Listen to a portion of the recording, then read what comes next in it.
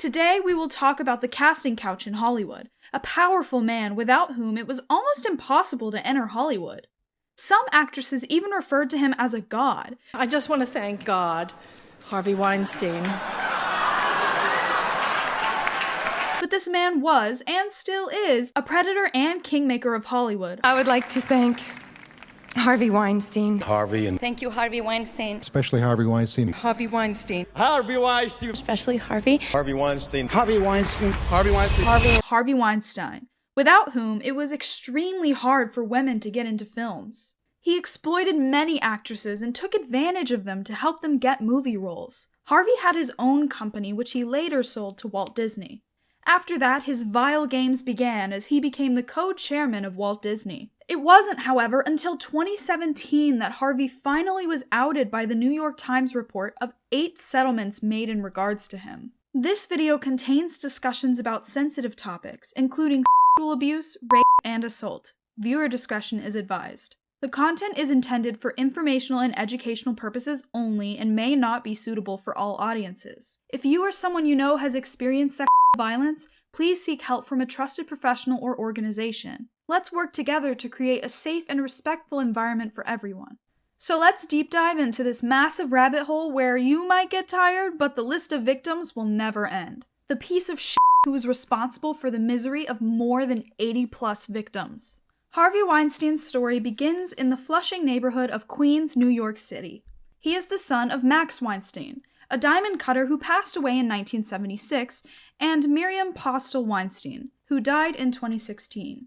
Coming from a Jewish family with roots tracing back to Poland, Harvey was raised alongside his younger brother Bob in the Ellichester Housing Cooperative Society. After graduating from John Bone High School, Weinstein enrolled at the State University of New York at Buffalo. During the 1970s, Harvey, Bob, and their partner Corky Burger launched Harvey and Corky Productions. This was an independently organized rock concert in Buffalo. They brought major acts to the city, including legends like Frank Sinatra, The Who, Jackson Browne, and the Rolling Stones. Weinstein's close friend, Jonathan A. Dondes, followed him to Buffalo and described him as an intensely driven and ambitious figure in business. Although Harvey attended the University at Buffalo from 1969 to 1973, he ultimately left without completing his degree. After that, he opted his passion instead to focus entirely on his burgeoning business ventures. Harvey and his brother Bob, who set off from the University of Buffalo in New York, and they worked on promoting rock concerts. But after a short time interval, their interest turned towards the silver screen. In 1979, they founded the Miramax Film Corporation,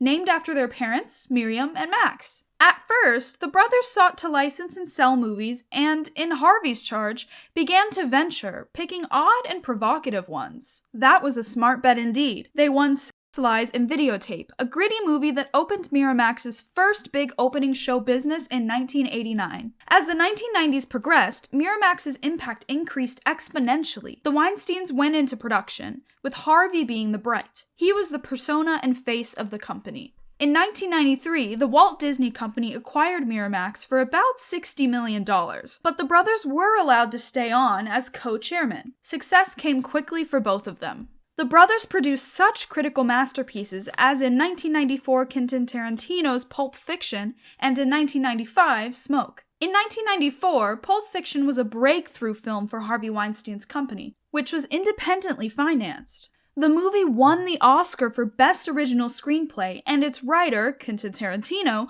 openly stated that everyone in Hollywood knew about Harvey Weinstein's misconduct. Big actors who he palled around with, they all knew.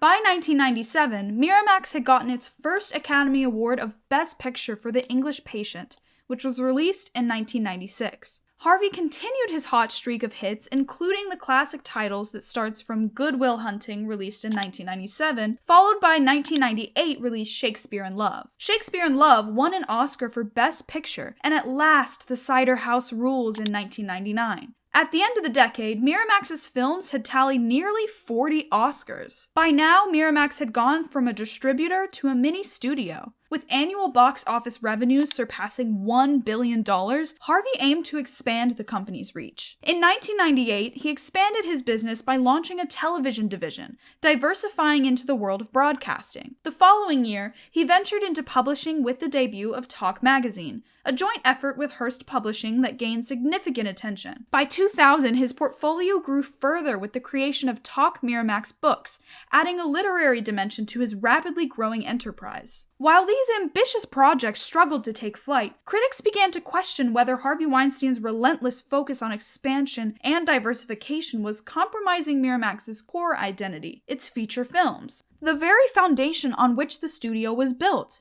This concern became more pressing as the studio's output dwindled significantly. In 2002, Miramax's production had slowed to a trickle, earning just one Oscar as a stark contrast to its previous dominance during award seasons. Adding to the growing skepticism was the failure of Talk Magazine, a high-profile venture backed by Miramax, which folded that same year. However, Harvey didn't let himself cop the blame for long. By 2003, Miramax was on top again, earning an astonishing 40 Academy Award nominations, the most for any studio in over 6 decades. Miramax also released a range of critically acclaimed films, for example, Michael Moore's documentary Fahrenheit 9/11 and Finding Neverland, in which Johnny Depp played J.M. buried to life. Harvey divorced his first wife in 2004 and started a new company called The Weinstein Company in 2005 after parting ways with Miramax. In 2006, Harvey married with a fashion designer for his second marriage.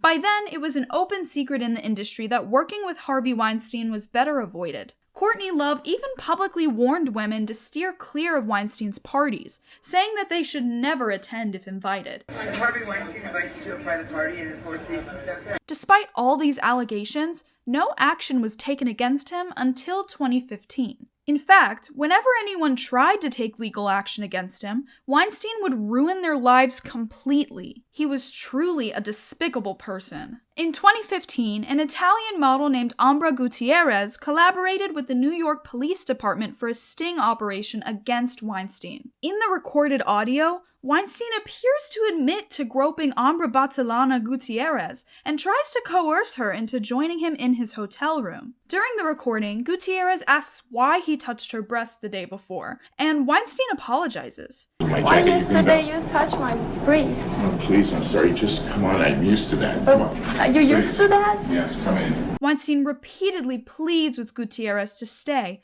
apologizing and claiming he is used to such situations. You must come here now. No. With me, please. No, I don't want to. I'm not doing anything with you. Despite her resistance, he continues to pressure her, urging her to sit down. He even promised her that he will not repeat any inappropriate behavior. He attempts to guilt her into staying in the room and suggests that 5 minutes with him should not jeopardize their friendship. This audio clip became key evidence in exposing Weinstein's predatory behavior. Ambra tried to take this case to court, but when you're up against a powerful and monstrous man like Weinstein, who had connections with Mossad, what could you possibly do? To silence Ambra, Weinstein hired a high-intelligence firm called K2. This firm's sole purpose was to dig into Ambra's entire history and find anything that could tarnish her credibility and public image. K2 did its job well and discovered that Ambra had previously filed an SA case against a 70-year-old sugar daddy in Italy.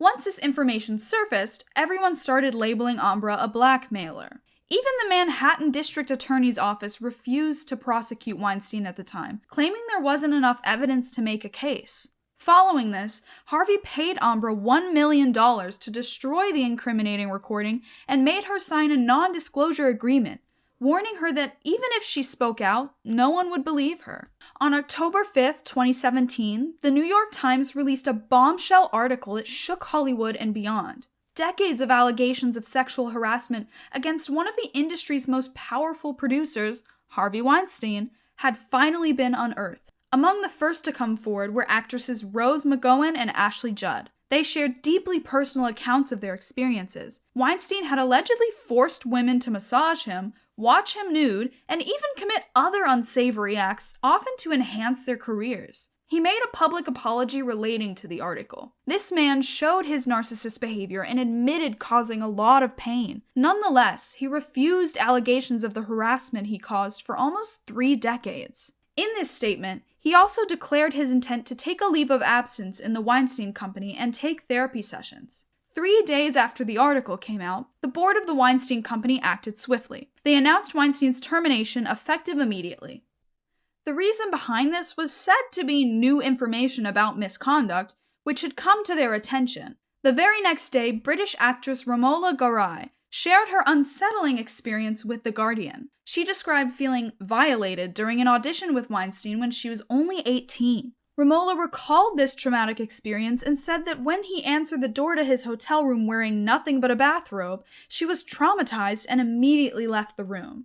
The next day, the amazing journalist Ronan Farrow in The New Yorker published a harrowing expose that featured allegations from 13 more women. Among them were 3 allegations of rape, which Weinstein strongly denied. Actress Asia Argentino and aspiring actress Lucia Stoller, now known as Lucia Evans, reportedly both provided vivid accounts of assaults. Argentino claimed the event took place in 1997 in southern France, while Evans described being coerced into SA during a casting interview in 2004. Another woman, who preferred not to be named, recounted her experience as part of the magazine's 10-month investigation. Actress Mira Sorvino, a common face in Weinstein's movies, said he had relentlessly harassed her and forced her to give in to his physical demands. Hollywood A-listers Gwyneth Paltrow and Angelina Jolie also joined the chorus. Paltrow, who was 22 years old during the alleged incident, claimed that Weinstein had asked her out. This followed soon after when the actress Cara Delevingne, as well as Angelina Jolie, publicized that this was the truth. Angelina Jolie had already warned several in her close social circle of Harvey multiple times. She never accepted any work in any film associated with him after an incident when she was just 21 years old. Unfortunately, no one took her seriously, and even her husband, Brad Pitt, approached him for a movie. Amidst the growing allegations, Weinstein's personal life fell apart. When his wife Georgina Chapman came to know about these allegations, she couldn't believe that the father of her children and her own husband was living a dual life. Georgina chose her children and her life and left Weinstein. The accusations continued to pour in, and soon other actresses joined. Cara Delevingne came forth and revealed that Weinstein made unwanted advances towards her. The scandal escalated on October 12, 2017, when police were summoned to Weinstein's daughter's house in Los Angeles over a family dispute. The LAPD confirmed reports of a disturbance, but they said no crime had been committed. When officers arrived at the scene, Weinstein had already fled the house. Other areas of Hollywood caught the shockwave. In an emotional Twitter post, Seth MacFarlane finally shared that his 2013 Oscars joke was the deliberate stand against Harvey Weinstein. This was prompted by some disturbing revelation from his friend and collaborator, Jessica Barth. Barth had told him all about her traumatic experience of 2011 when she was sexually assaulted by Weinstein. During the announcement of the 2013 Oscars nominees, which he co-hosted with Emma Stone, he made a pointed comment in response to listing the nominees in the category of supporting actress. "Congratulations, you 5 ladies no longer have to pretend to be attracted to Harvey Weinstein." That moment, along with a similar reference from the 2012 episode of 30 Rock, has become prominent in light of the revelations of Weinstein's long-time hidden misconduct. Meanwhile, investigations started picking up steam. Both US and UK authorities announced they were investigating specific allegations from as far back as 2004 and the 1980s. No charges have been filed yet. Actress Rose McGowan took to Twitter to declare that Weinstein had raped her. But Weinstein's team continued to deny this by saying that this is a false allegation. This real POA Weinstein was not someone to sit back quietly. This time, he hired an Israeli firm called Black Cube, which claimed to employ former Mossad agents. Black Cube started its work by suppressing all motions against Weinstein and digging into the smallest details of the lives of women who had accused him. One of the private investigators assigned to Rose was Diana Phillip. Diana infiltrated Rose's life by posing as a friend. She recorded conversations with Rose and sent these recordings back to Black Cube and Weinstein. When the truth eventually surfaced, it was revealed that Diana was actually an ex-lieutenant who had served in the Israeli Air Force. Diana wasn't even her real name, but her true identity was Stella Penn Peckanock. After these revelations, Black Cube denied ever sending the recordings to Weinstein. But if that were true, why was the Black Cube so focused on obtaining Rose's call recordings in the first place? When this plan didn't yield results, Weinstein hired Dylan Howard. Dylan, a former reporter for News 7, was approached by Weinstein to take on a new role. Under this plan, Dylan moved to America and became the chief content officer of American Media, which publishes the well-known magazine US Weekly. Using his power and position, Dylan reached out to actor Robert Rodriguez's ex-wife, who had been involved in an affair with Rose McGowan. But the list didn't stop here. Lisa Rose, Weinstein's former office assistant, revealed that the producer attempted to take her into another room under the guise of receiving a massage. On the same day, James Corden was attacked for his jokes over Weinstein's alleged essay during a charity gala in Los Angeles. Backed into a corner, Corden tweeted an apology where he clarified that he meant to shame Weinstein and not the victims. Those weeks of events marked the seismic shift in the entertainment world as thousands of women and men began to share their own stories, sparking the larger #MeToo movement that would forever alter the landscape of accountability and justice. The Me Too movement was founded in 2006 by Tarana Burke to support survivors of sexual violence, particularly young women of color from low-wealth communities, to find pathways to healing. The movement's vision from the beginning has been to address both the dearth of resources for survivors of sexual violence and to build a robust community of advocates and allies. The actress who made the #MeToo movement a global phenomenon during the shockwave was Alyssa Milano. A single tweet from Alyssa caused an uproar worldwide. In her tweet, she wrote, "If you have been sexually assaulted, write Me Too as a reply to this tweet." This simple yet powerful message sparked a global movement. Everyone who was holding this long started coming forward, and with that, the Academy of Motion Picture Arts and Sciences, the elite organization behind the Oscars, voted to expel Harvey Weinstein. The Academy did make a clear stance through its statement, declaring, "What's at issue here is a deeply troubling problem that has no place in our society."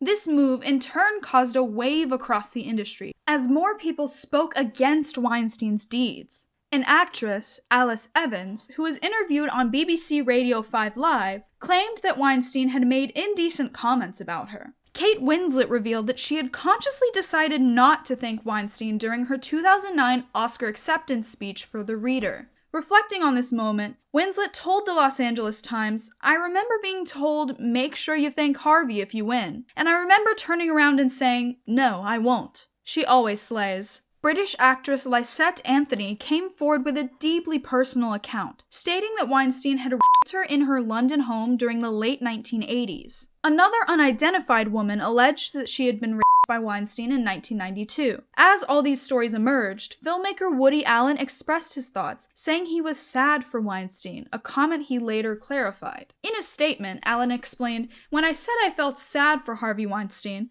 I thought it was clear the meaning was because he is a sad, sick man." The Metropolitan Police in the UK started investigating several allegations of sexual assault involving Weinstein, with incidents in London dating back to the late 1980s and up to as recently as 2015. Weinstein continued denying all allegations of non-consensual sex. To stop further articles from being published, Harvey even approached Hillary Clinton. Yes, the same Hillary who ran against Donald Trump for the US presidency and had previously served as Secretary of State. Hillary Clinton's publicist, Nick Merrill, contacted Ronan Farrow and expressed that the story was a matter of concern for them. However, Ronan Farrow ignored Hillary's attempts and went ahead with publishing the article. Such was Weinstein's influence that even Barack Obama's daughter, Malia, interned at his company. Hillary's strong relationship with Harvey was likely due to the fact that he raised significant funds for her campaigns. During one of these fundraisers, Weinstein publicly assaulted actor Nathan Lane and threatened him by saying, "I will ruin you." At that time, Time magazine considered Harvey one of the most powerful celebrities in the world. Screenwriter Scott Rosenberg, on October 16, 2017, looked back on his time at Miramax Films, Weinstein's old company. In a revealing Facebook post, he insisted that he never knew of any rape accusations. Rosenberg acknowledged that he, along with many others, was well aware of Weinstein's horrific behavior. Actress Lauren Holly came forward, recalling an extremely unsettling hotel room experience from the late 1990s. She recounted how Weinstein had taken a shower, relieved himself in the toilet. This f***ed man then came naked to her asking for a massage. That same day, Weinstein's former chauffeur, Michael Kemlul, delivered an explosive interview on French television. He narrated the incidents where he would have to console tearful aspiring actresses after their meetings with Weinstein. By October 17, 2017, several allegations emerged. Lena Headey, Game of Thrones actress, on Twitter shared her experience. She explained how she was sexually harassed by Weinstein in Los Angeles when she declined his advances. She stated that Weinstein became furious with her and warned her from speaking about the encounter to her manager or agent. In the face of mounting outrage, Weinstein stepped down from the board of his company, but he still owned 22% of the company. On October 18, 2017, the scandal continued to affect Weinstein's career and reputation. Actor Channing Tatum said he was putting a halt to the production of a film about child sexual abuse that had been in development with Weinstein's company. British actor Robert Lindsay also spoke out, revealing that his Hollywood film career had been derailed after a conflict with Weinstein, which led him to lose a role in Shakespeare in Love. Harvard University joined the institutions distancing themselves from Weinstein by stripping him of the Du Bois Medal, an honor he had received in 2014 for his contributions to African American culture. October 19, 2017 brought even more voices to the forefront. Renowned director Quentin Tarantino admitted to the New York Times that he had known about Weinstein's misconduct towards women for years. Reflecting on his inaction, Tarantino said, "I knew enough to do more than I did." Actor Tom Hanks weighed in, saying that Weinstein's actions would permanently divide how such issues would be viewed. His last name will become an identifying moniker for state of being, for which there was a before and an after, Hanks told the BBC. Academy Award-winning actress Lupita Nyong'o shared her story in the New York Times, recounting how, as a drama student, she was lured to Weinstein's bedroom under false pretenses. At the same time, Los Angeles police confirmed that they had interviewed a woman who claimed she was sexually assaulted by Weinstein in 2013. In the UK, the British Film Institute rescinded the BFI fellowship it had awarded to Weinstein in 2002. Amidst all this growing pressure, some employees of the Weinstein Company even published an open letter. They addressed their employer to be discharged from the non-disclosure agreements that had held their mouths shut for years from commenting publicly on what they were privy to and the suffering they went through. The revelations and reactions from those days pointed towards this issue being systemic in nature and the cultural reckoning that was unfolding. On October 23rd, Zelda Perkins finally spoke out about her past work for Harvey Weinstein. Perkins described how he pressured her to give him massages and at one point tried to pull her into bed. In fact, she was left to feel ashamed for reporting these acts. She also noted that she was paid €125,000 for staying silent after accusing Weinstein of sexual harassment. The next day, Hollywood actors and stars George Clooney and Matt Damon spoke out, stating how Hollywood needs change and told people to believe women. Actress Britt Marling wrote her own chilling experience in The Atlantic. She describes being in a hotel room where he suggested they both take a shower together. She was frozen in fear and managed to escape from the room. On October 25th, the story got even darker when former production worker Mimi Haley accused Weinstein of sexually assaulting her in 2006 by forcing oral sex. At about this time, there were calls to strip Weinstein of a CBE, which a government source said was being considered by the Honors Forfeiture Committee. Another victim, actress Dominique Hewitt, filed a negligence lawsuit against the Weinstein Company, stating that Weinstein had also assaulted her by performing oral sex without consent. The next day, Norwegian actress Natasja Mouth accused Weinstein of raping her in a London hotel room after the 2008 BAFTA Awards. Finally, on October 27th, this monster Weinstein filed a lawsuit against his ex-company, stating that the company had denied him vital documents to defend himself.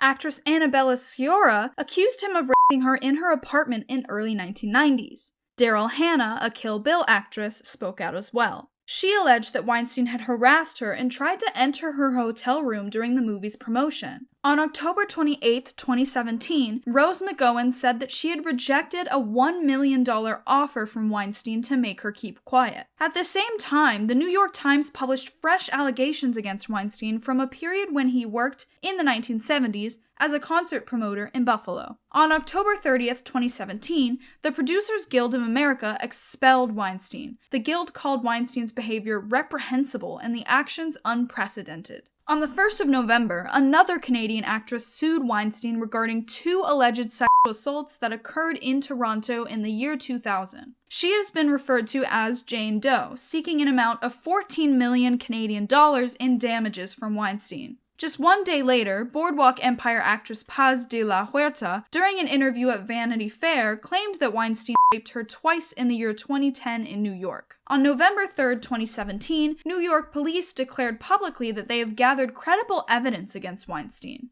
They have confirmed that they have a strong case based on an unnamed woman's account, which most likely was that of Paz de la Huerta. On November 7th, The New Yorker republished a report that revealed that Weinstein had hired private investigators to suppress sexual abuse claims. Asia Argentino, one of his accusers, described the revelations as terrifying. That same day, Weinstein was expelled from the Television Academy. By November 21st, Jennifer Lawrence stated that Weinstein had never behaved inappropriately towards her, but acknowledged hearing rumors about his behavior. She even referred to him as a dog. 2 days later, Uma Thurman, star of Kill Bill, expressed her anger towards Weinstein and his accomplices in a scathing Thanksgiving message. On 28th of November 2017, the first UK civil claim against Weinstein was filed in the High Court. An anonymous film industry professional alleged a series of sexual assaults by Weinstein. Actress Katie Noble accused Weinstein of luring her into a hotel room in Cannes and assaulting her in 2014. She also filed a civil lawsuit against Weinstein, his brother Bob, and the Weinstein Company, alleging violations of U.S. federal sex trafficking laws. On December 14, 2017, Salma Hayek revealed her own experiences of harassment and threats from Weinstein in an essay for the New York Times. She detailed how she repeatedly rejected his advances, only to face retaliation. A spokeswoman for Weinstein disputed Hayek's account, and they claimed that her allegations were inaccurate. The same day, filmmaker Peter Jackson also accused Weinstein's company Miramax of deceiving him on the actress Mira Sorvino and Ashley Judd, who had been accusing Weinstein of harassment. Jackson believed that this wrong information had made them pass over for roles in Lord of the Rings. Weinstein denied the allegations. He argued that he did not blacklist the actresses. On December 19, 2017, a former assistant to Weinstein revealed that she had quit her job after another coworker confided that Weinstein had tried to rape her.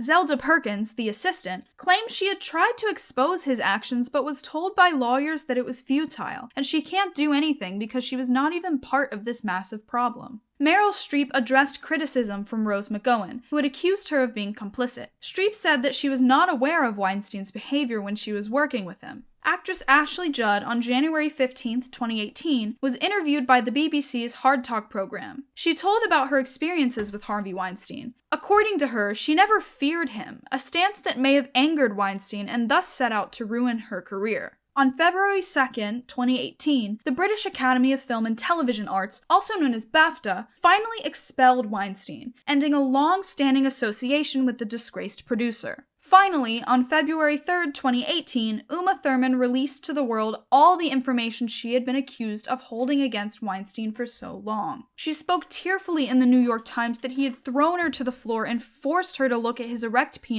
in a London hotel room sometime during the 1990s. Thurman was assaulted, but she was able to escape. Weinstein's spokeswoman quickly came back with a declaration that those allegations are untrue. UK police takes examinations of allegations of sexual assault concerning 2 or more women as part of its increased investigation into Weinstein. The dates span decades from a reported incident in Ireland in 1991 to another inside Westminster in 2011, and the latest foreign one in 2010. This brought the number of women reporting Weinstein to the Metropolitan Police. By February 11, 2018, it had been 4 months since New York State prosecutors had launched an investigation. They announced a bombshell. They filed a lawsuit against the Weinstein Company and charged it with neglecting to protect its employees from the abuse and harassment at the hands of Weinstein. His conduct was not without flaw, his attorney acknowledged, but asserted there was no criminality. Another disturbing story joins the growing list,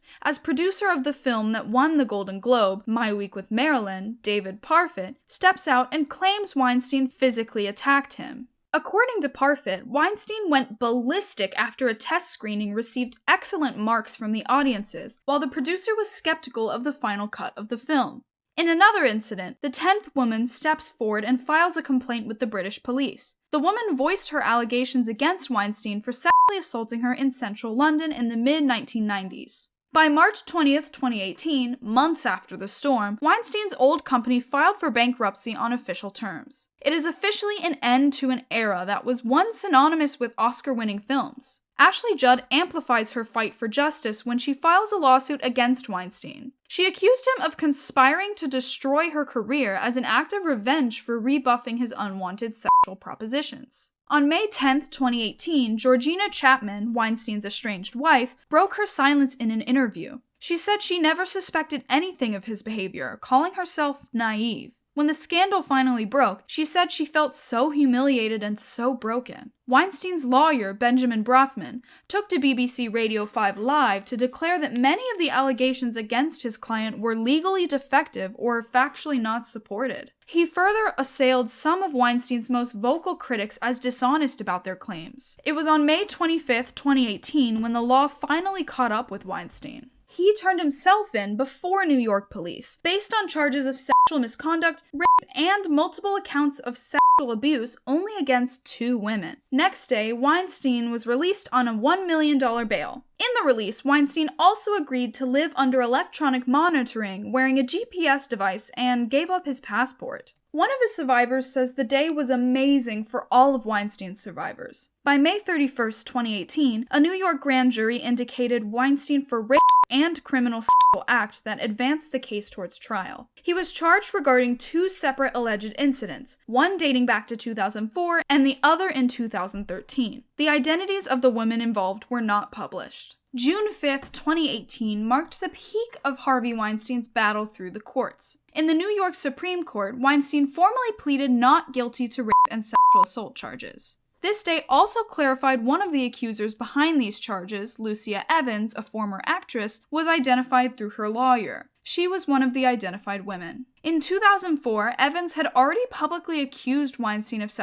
assaulting her, describing a harrowing encounter that had remained with her for years. By July 2, 2018, the case against Weinstein expanded further. Fresh charges of sexual assault were brought against him in New York, based on the claim of a third woman who said she had been assaulted in 2006. A week later, Weinstein pleaded not guilty this time against the new charges. Charges of predatory sexual assault on 2 counts were against him. This was made with allegations that Weinstein forced the woman into performing oral sex. Out of the courthouse, his attorney Benjamin Brafman was really aggressive, defending his client when he said, "Mr. Weinstein is not a predator. He is not a rapist." I think we will find out at the end of this case that we finally vindicated him. Early August, he tried to fight it legally when, on August 3, 2018, his attorneys moved to dismiss the criminal case on several grounds. One of them was that the accusers had sent warm emails to Weinstein after the alleged assault, which they said were inconsistent with her allegations. They also pointed out a lack of clarity in the timeline of one alleged 2004 incident and criticized the district attorney's office for not giving Weinstein advance notice about the filing of more serious charges. By August 22, 2018, the accusations against Weinstein took an international turn. A German actress, identified by the pseudonym Emma Lohmann, filed a lawsuit accusing Weinstein of rape. According to Lohmann, Weinstein had invited her to his Cannes hotel suite in 2006 under the pretext of discussing film roles. Once there, she allegedly said that he assaulted her. Weinstein's legal team quickly denied the claims, calling them untrue and saying they would seek dismissal of the lawsuit. The next complaint came on September 18, 2018. London Metropolitan Police informed the world that they had taken into investigation another claim of rape. Total reached to 11. Here again, it goes back to unknown places during the early stages of the 1990s. However, for the prosecution, a new development proved to be a slight setback when one of the 6 sexual assault charges against Weinstein was dismissed by a New York judge. The ruling came following inconsistencies in actress Lucia Evans' account, which included her narration to one witness but not to another about the incident. On November 1, 2018, new and alarming allegations surfaced. Weinstein faced charges of sexually assaulting a 16-year-old Polish model in New York in 2002, in addition to continuing a course of harassment for years. The accuser, known only by the pseudonym Jane Doe in court papers, had her allegations added to the class action lawsuit against Weinstein, the Weinstein Company, and Miramax. By January 2019, actress Ashley Judd received her own legal blow. A Los Angeles federal court dismissed her sexual harassment lawsuit against Weinstein. The judge said that the facts she claimed did not fit within the law she used to file her case. However, her defamation claim, based on her accusation that Weinstein blackballed her in Hollywood after she rejected his advances, was allowed to continue. Oscar-winning actress Juliette Binoche appeared in the headlines when speaking against the Weinstein scandal on controversial comments. She had wanted this public condemnation to end when she said, "Justice has to do its work. I'm trying to put my feet in his shoes. He's had enough, I think." Then, on May 24, 2019, a major breakthrough was witnessed. Reports indicate that Weinstein and board members of his former studio settled a preliminary agreement with Weinstein's accusers. The reported deal, meant to settle the civil lawsuits and compensate the victims, stands at approximately $44 million, according to U.S. media outlets. By August 2019, Weinstein was confronted with a fourth legal challenge when he pleaded not guilty to the new charge of predatory sexual assault, which was based on an alleged assault in Manhattan in 1993 and fell outside New York State's statute of limitations for prosecution. The case was pushed from its scheduled September trial date until January 6, 2020. In September 2019, Weinstein's attorney, Donna Rotuno, argued that although Weinstein might have had some moral failings or sins, that did not translate to criminal acts. "I'm not here to say he wasn't guilty of committing sins," Rotuno said, "but there's a difference between sins and crimes, and I don't think he's a rapist." Next, Weinstein's request to move his trial out of New York City was denied. His lawyers had argued that he would not get a fair trial because of the media attention and public pressure in the city. On October 24, 2019, Rose McGowan started a lawsuit against Weinstein and his former lawyers, as well as Black Cube Intelligence Agency. Finally, on 1st of November 2019, two former assistants of Weinstein, Rowena Chu and Zelda Perkins, gave a joint interview to BBC Newsnight. Chu spoke out in harrowing detail, recalling how she wore 2 pairs of tights for protection when Weinstein was groping her. "At times it seemed like some game," she said. Harvey Weinstein's situation worsened, with bail being drastically raised from $1 million to $5 million.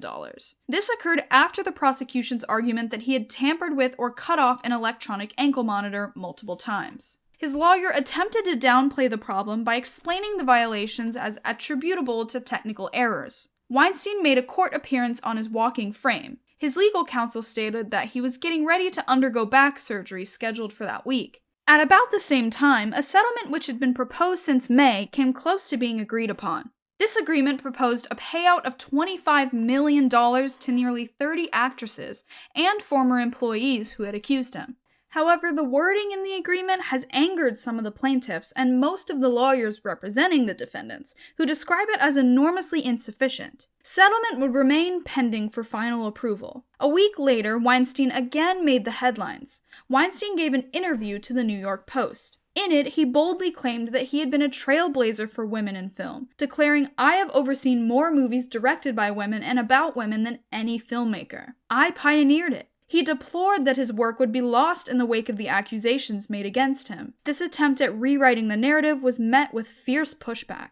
An advisory group of 23 women who had alleged against him of misbehavior issued a statement describing him as the one who tries to control the image of people again. Then came December 19th, the day when another voice joined in the chorus of allegations against Weinstein.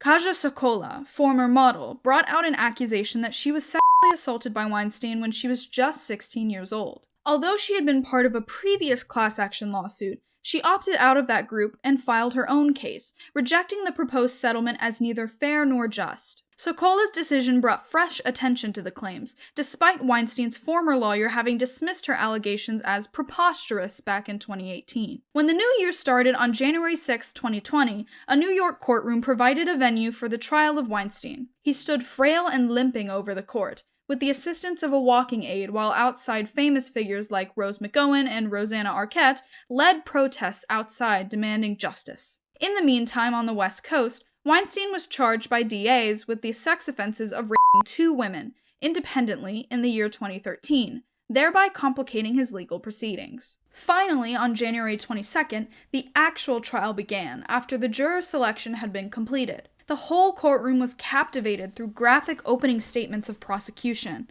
Megan Hast spoke for the state and painted Weinstein as an experienced predator and gave detailed stories of 3 women. Only 2 of these women were included in criminal allegations. On the other side, his defense explained each encounter as being completely consensual. It took the next step and described an aspect of the relationship as affectionate. This was only the start of a highly publicized legal fight that would change Weinstein's life for life and cast a dark cloud over Hollywood forever. This is the tale of how at last justice served to catch up with one of Hollywood's most influential figures, portraying a sobering narrative of descent from grace that spanned a number of years. On January 23rd, Annabella Sciorra, famous for The Sopranos, entered the courtroom, not to show her performance, but to read aloud a painful memory of her experience. She recounted how Harvey Weinstein had forced his way into her apartment 25 years earlier and raped her. Her evidence established the precedent for what was in store. Just a week later, aspiring actress Jessica Mann testified to a series of abuses, including being trapped in a hotel room where Weinstein raped her. 3 of the 5 counts against him arose from her allegations, making her testimony pivotal. By February 13th, when closing arguments started, Weinstein's lead attorney, Donna Rotuno, appealed to the jurors to rise above public opinion and acquit her client, who she claimed was innocent all along. The prosecution closed its case against 2 women, Jessica Mann and former production assistant Mimi Haley. Only, as the remaining allegations were not recent enough to be pursued, as prosecuted cases with subjects in such a context are defined as hate speech, threatening content, and such like. To convict, they had to be certain of Weinstein's guilt beyond a reasonable doubt and reach a unanimous decision. In the meantime, the defense attorney line came under attack for a provoked opinion piece by Rotuno, drawing a strong rebuke from the judge. 6 days later, the verdict was in. It took 5 days of deliberation for Weinstein to be found guilty of first-degree criminal sexual act and third-degree rape. He was convicted on the use of assault on Mimi Haley and rape on Jessica Mann, 2006 and 2013 respectively, but not found guilty on the charges of first-degree rape and predatory sexual assault. Although away from a possible life sentence, Weinstein can still undergo a prison term of up to 25 years. On March 11, 2020, Weinstein was sentenced to 23 years of incarceration. In front of the court, confined to a wheelchair, his lawyers pleaded for mercy. They maintained that even a light term of imprisonment would correspond to a death sentence for the 67-year-old. Prosecutors cited decades of abuse and lack of remorse and urged the court to impose the maximum sentence. Although Weinstein started serving his term, fresh accusations surfaced. On May 29, 2020, court documents revealed that 4 additional women accused him of sexual assault, with incidents dating back as far as 1984. There was one such allegation made by a female that she was only 17 years old when the alleged attack is claimed to have taken place. Weinstein's representatives vowed to fight these new charges. As of April 5, 2021, Weinstein's legal counsel appealed his conviction. In a 166-page memorandum, they contended that substantial judicial mistakes had deprived him of a fair trial. The case continued to evolve when a New York judge approved Weinstein's extradition to California, where he faced additional sexual assault charges. His lawyers opposed the move, citing his need for medical care. On July 21, 2021, Weinstein, already serving his New York sentence, appeared in a Los Angeles court, pleading not guilty to the California charges. He once wore a wheelchair, a beacon of lost autonomy. Over the next few days, his legal proceedings continued. A New York appellate court affirmed Weinstein's conviction and rejected challenges of judicial prejudice. Only 4 days later, on June 8th, the UK's Crown Prosecution Service sanctioned charges against him for 2 indecent assaults in London in the summer of 1996, further expanding the scope of his alleged crimes. Weinstein stood trial in Los Angeles for 11 counts against 5 women on October 25, 2022. His trial concluded on December 20th when a jury found him guilty of raping 1 of the 5 women. The court listened to how Weinstein used his influence to make women accompany him to private meetings, where he then attacked them. At 70, Weinstein was to spend up to 24 more years in prison when he was sentenced. Weinstein's Los Angeles sentencing was completed on February 23, 2023. He was given an additional 16 years in prison for raping 1 actress in 2013. He still argued that one does not deserve to stay in prison for the rest of his days in order to try to be a good person in his spare time. In contrast, the victim recounted her long-standing sequel from the incident. But the 23-year-old case was overturned on April 25, 2024. The New York Court of Appeals overturned the case with a 3/4 majority due to the Molyneux rule and ordered a retrial. Manhattan District Attorney Alvin Bragg will now restart the case from scratch. According to the Molyneux rule, evidence of crimes, wrongs, or other acts committed by a person is not admissible to prove that the person acted in conformity with such behavior on a particular occasion or had a propensity to commit wrongful acts.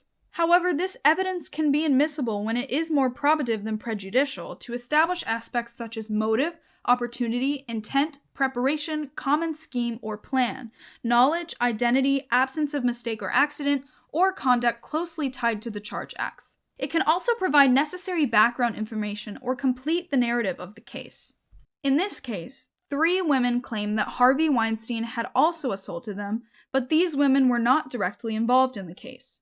The women who were not part of the case testified to establish that Weinstein had a certain character or propensity for assaulting others. However, such claims cannot be considered proof in court. Bad habits or character traits cannot be deemed as evidence. Motive must be proven. Otherwise, the case collapses. The New York Court of Appeals stated that the trial judge should not have allowed those 3 women to testify.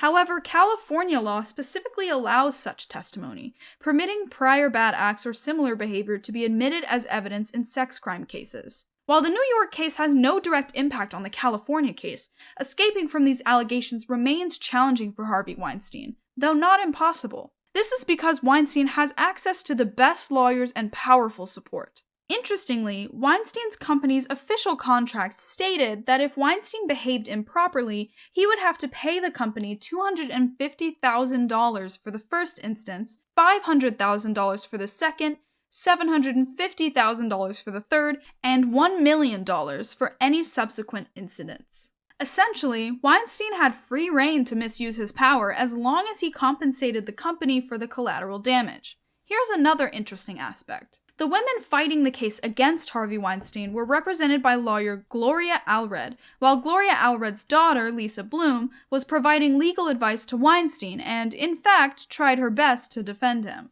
As for today, Weinstein's defense team claims that the former movie mogul has endured harsh and inhumane treatment while incarcerated. They report that he has been forced to wear soiled, blood-stained clothes, reuse the same underwear for weeks, and subjected to freezing temperatures. Additionally, they assert that he was deprived of essential cancer medication as in October, it was reported that Weinstein was diagnosed with chronic myeloid leukemia. His lawyers argue that these conditions appear to be intentionally inflicted by the prison authorities, warning that the continued mistreatment could lead to their client's imminent death. Last week, Weinstein's legal team lodged a lawsuit against New York City, demanding $5 million in damages. They accused the city of providing inadequate medical care and subjecting Weinstein to gulag-style living conditions. Harvey Weinstein is only serving in prison because he got caught. There are a number of predators lurking in every corner of the world who are looking for the opportunity to attack. As long as the individuals like Weinstein are not only accepted but even glorified, the narratives presented to us will remain false and the celebrities who constantly preach morality will inevitably appear hypocritical. However, this hypocrisy isn't limited to Hollywood alone. It pervades every corner of society, including among those who criticize Weinstein. Some have seized upon this scandal, not out of genuine outrage, but with a sense of satisfaction. Harvey Weinstein has experienced this reality up close and likely concluded that in his world, both the town and the industry, sexual harassment and abuse are met with indifference. Instead of condemnation, such behavior has often been met with rewards, praise, and financial gain. The most chilling aspect of this entire ordeal is that, until recently, his assumption was correct. So what do you think about this monster? Really, the biggest piece of shit, and about the Hollywood industry? Is there really only one out there? Drop your thoughts in the comments below, and don't forget to like and subscribe for more deep dives into the world of entertainment. Until next time!